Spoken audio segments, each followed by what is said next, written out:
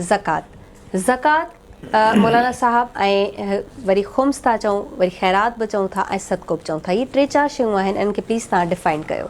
औज़ु बिल्लाहि मिनश शैतानिर रजीम, बिस्मिल्लाहिर रहमानिर रहीम, अल्हम्दुलिल्लाहि रब्बिल आलमीन, अस्सलातु वस्सलामु अला खैरि खल्क़िही मुहम्मदिन अल मुस्तफ़ा, वस्सलातु वस्सलामु अला अहलि बैतिहि तय्यबीन अत्ताहिरीन अल मासूमीन, अम्मा बाद, फ़क़द क़ाल अल्लाहु तबारक व तआला फ़ी क़ुरानिल मजीद, बिस्मिल्लाहिर रहमानिर रहीम, इन्नमा वलियुकुमुल्लाहु व रसूलुहु वल्लज़ीना आमनुल्लज़ीना युक़ीमूनस्सलात व युअतूनज़्ज़कात व हुम राकिऊन।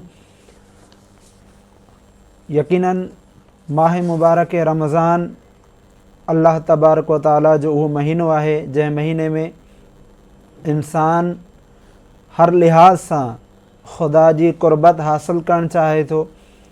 उन क़ुर्बत मज़ा चाहे थो, छो जो रोज़ो बि अल्लाह जी क़ुर्बत आहे, अल्लाह जे क़रीब थियणु आहे, ऐं ॿिया आमाल बि जेके बि आहिनि सभु अल्लाह जे क़रीब थियण जे लाइ आहिनि। उन्हनि आमालनि मज़ा हिकु अमल आहे ज़कात। ज़कात बि ख़ुदावंद आलम जे क़रीब थियण जे लाइ हिकु बहितरीनु अमल आहे, ऐं माह मुबारक रमज़ान में ख़ुसूसन ज़कात जेका आहे अदा करणु हिकिड़ो वॾो अजर ऐं सवाबु आहे। माह मुबारक रमज़ान जे लिहाज़ सां ज़कात जेका आहे हिकु वॾी अहमियत रखे थी। ज़कात जो निसाब छा आहे, कॾहिं इंसान जेको आहे उहो ज़कात कढे, ज़कात कॾहिं इंसान ते जेका आहे वाजिबु थिए थी, जॾहिं इंसान वटि माल जो 2.5% हिसो जेको आहे उन वटि बची पए साल जे लिहाज़ सां, उन वक़्तु उन ते ज़कात जेका छा आहे उहा ज़रूरी थी वञे। उहा ज़कात कंहिंखे अदा करे, मुस्तहिक़ीन खे अदा करे, जेके मुहताज आहिनि, जेके ग़रीब आहिनि, जेके मुफ़लिस आहिनि, उन्हनि खे जेका आहिनि उहो ज़कात अदा करे। ज़कात जी अहमियत छा आहे?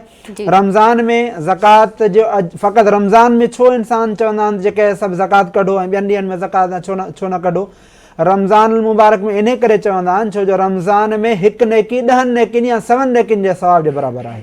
ॿियनि ॾींहंनि में बि ज़कात जेका आहे इंसान कढी सघे थो, उनमें कोई हर्ज कोन्हे को, लेकिन माह मुबारक रमज़ान में अगरि कढे थो ॿियनि ॾींहंनि खां बहितर आहे त हिन माह मुबारक रमज़ान में जेका आहे उहा नियत करे ज़कात कढे, उहा ज़कात जेका आहे इंसान जे हिकु सवाब जे बदिले में अल्लाह उनखे जेका आहिनि 100 जी तादाद में जेको आहे उहो सवाब इनायत करे थो। क़ुरान मजीद जे लिहाज़ सां ॾिसिजे त ज़कात जो हुकुम ॾिनो वियो आहे या न आहे। जीअं सूरह बक़रा 43 आयत में अल्लाह फरमाए थो नमाज़ क़ाइमु कयो ऐं ज़कात अदा कयो, यानी नमाज़ जहिड़ी तरह असां ते वाजिबु आहे अहिड़ी तरह ज़कात बि असां ते जेको छा आहे हिकु अमर वाजिबु आहे। जहिड़ी तरह नमाज़ जे लिहाज़ सां असांखे हुकुम ॾिनो आहे, छो जो सभिनि खां बहितरीनु जेका इबादत आहे जेका ख़ुदा खे पसंदि आहे उहा नमाज़ आहे। सभिनि खां बहितरीनु क़यामत जे ॾींहुं जेको सवाल करण जे लिहाज़ सां हुकुम ॾिनो आहे उहो नमाज़ जो हुकुम ॾिनो आहे। तव्हां नमाज़ पढ़ंदा हुयो या न?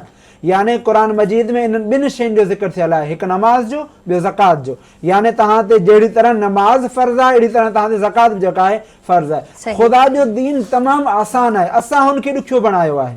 ॾिसो ज़मीन में असां छा था कयूं, हिकु मण जेको आहे कंहिं जरेब में या एकड़ में जेको आहे 2 मण असां अन्न जेको आहे उहो छटियूं था।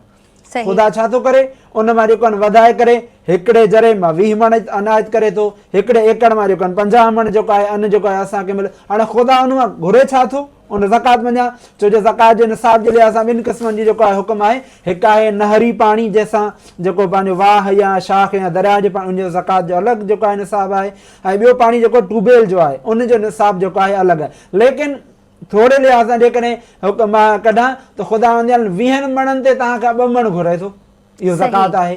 जेकॾहिं नहरी आहे त 3 मण, ऐं जेकॾहिं पंहिंजो नहरी आहे त 2 मण, जेकॾहिं ट्यूबवेल वारो पाणी आहे त 3 मण, छो जो हुन ते वरी ख़र्चु थोरो वधीक आहे। ख़ुदा बिल्कुलु आसान रखियो आहे ज़कात जो सिलसिलो, को ॾुखियो जेको आहे हिन में कोन्हे को। तव्हां वटि बैंक बैलेंस आहे, तव्हांजो बैंक बैलेंस जेकॾहिं 2.5% ताईं तव्हांजो पूरे साल जो ख़र्चु जेको आहे कढी करे उन खां बाद में जेकॾहिं 2.5% ताईं तव्हांजो हिसो बचे थो त तव्हां जेको आहे ज़कात कढो। जेतिरो ख़ुदा जी बारगाह में ॾींदो तेतिरो खुटंदव न। हिकिड़ो इंसान चए थो मुंहिंजो ₹1,00,000 आहे, हाणे लख ते मां ज़कात जेको आहे 20,000 कीअं कढां? मुंहिंजा 20,000 वेंदा हलिया, 20,000 वेंदा कोन। मां जेकॾहिं टाइम आहे त मां हिकु जेको आहे जेतिरो ख़ुदा जी बारगाह में ॾींदो तेतिरो इज़ाफ़ो थींदो, जेतिरो शुक्र कंदो तेतिरो ख़ुदा तव्हांखे ॾींदो।